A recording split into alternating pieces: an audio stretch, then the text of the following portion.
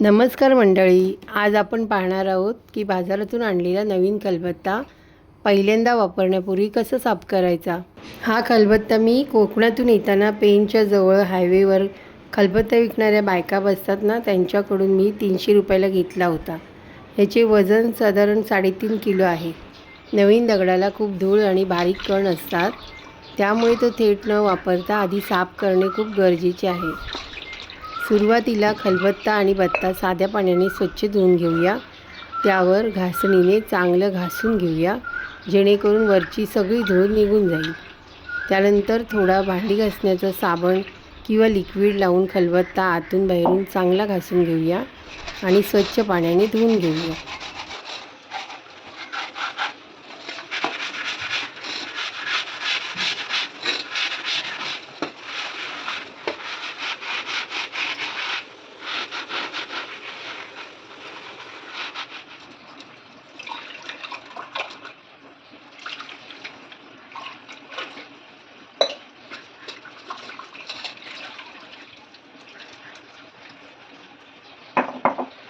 आता खलबत्त्यात थोडे भिजवलेले तांदूळ घेऊन कुटून घेऊया। असे केल्याने दगडाचे बारीक कण या पिठाला चिकटून बाहेर येतात।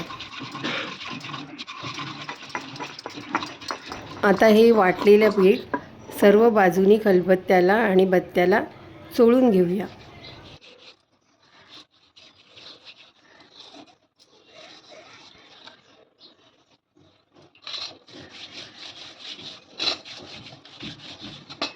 हे पीठ आता आपल्याला फेकून द्यायचं आहे आणि स्वच्छ पाण्याने खलबत्ता धुवून घेऊया।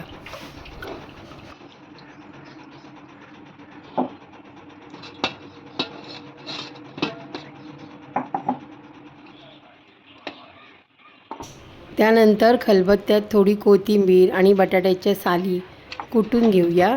त्यामुळे खलबत्त्यामध्ये उरली सुरली कच राहिली असेल तर ती निघून जाईल। आता कोथिंबीर आणि बटाट्याच्या सालीचं जे वाटण आहे त्याने आपण खलबत्त्याला सगळं चोळून घेऊया, त्यामुळे खलबत्ता स्वच्छ होईल।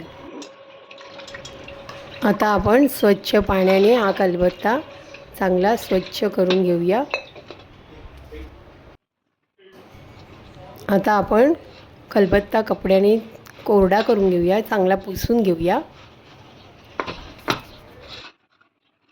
आता हळद आणि तेलाचं मिश्रण करून आपण ते खलबत्त्याला चारी बाजूनी लावून घेऊया। त्यामुळे या गावरान पद्धतीमुळे दगडाचा उग्रवास निघून जातो आणि खलबत्ता छान मऊ होतो। हळदीमध्ये अँटीबॅक्टेरियल प्रॉपर्टीज असतात, त्यामुळे याच्यामध्ये काही जीवजंतू असतील ते मरून जातील।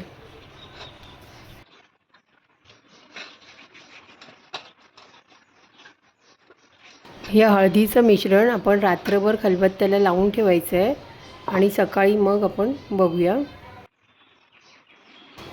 आता बघा, सकाळ झाली आहे आणि हे हळद आणि तेलाचं मिश्रण आपण खलबत्त्याला लावलं होतं ते चांगलं मुरलं आहे आणि आता आपण ते पाण्याने स्वच्छ धुवून घेऊया।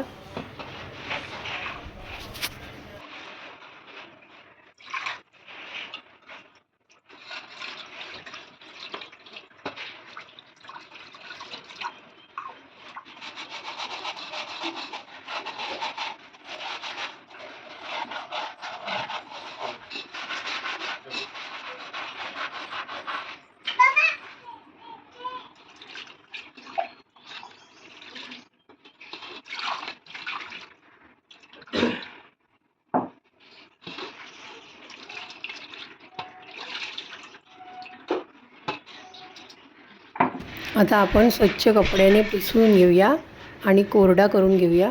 आणि आता तुम्हाला दिसतच असेल खलबत्ता किती काळा झाला आहे आणि काळा रंग आला आहे। पहिला कसा जेव्हा आणला तेव्हा पांढरा होता ना। आता आपला खलबत्ता वापरण्यासाठी तयार आहे। तर पहिल्यांदा वापरण्यापूर्वी त्याला हळद कुंकू वाहा, फुलं वाहा आणि दिव्याने ओवाळून साखर ठेवून त्याची पूजा नक्की करा। व्हिडिओ आवडला असल्यास लाईक, शेअर, सबस्क्राईब करायला विसरू नका।